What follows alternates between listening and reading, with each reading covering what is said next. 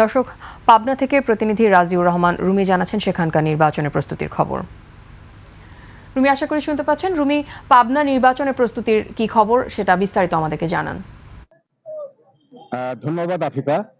আমি এই মুহূর্তে দাঁড়িয়ে পাবনা উপজেলা পরিষদ চত্বরে।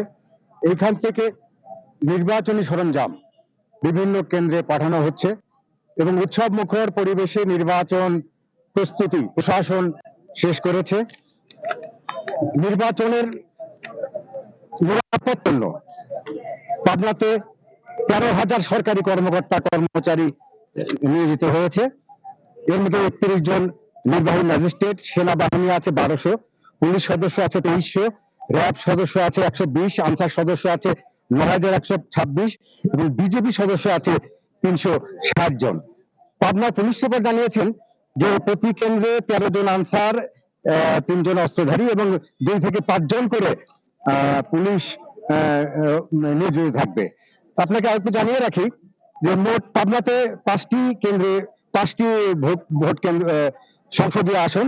এই সংসদীয় আসনের মোট ভোট কেন্দ্র আছে আপনার 702 জন, 2টি এবং ঝুঁকিপূর্ণ 269টি।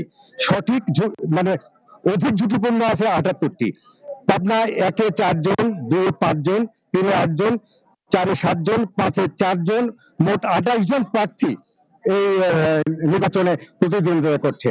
আপনাকে আরেকটু জানিয়ে রাখি, পাবনার মোট ভোটার 22,74,319 জন, পুরুষ আছে 11,44,926 জন, নারী আছে 11,29,376 জন, তৃতীয় লিঙ্গ আছে মোট 17 জন।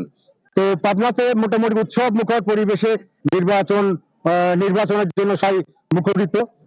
আগামী কাল সকালে সবাই ভোট দেবে এবং আনন্দ, উৎসাহ, উদ্দীপনার মধ্যে দিয়ে এই ভোট অনুষ্ঠিত হবে বলে সবাই আশা করছে।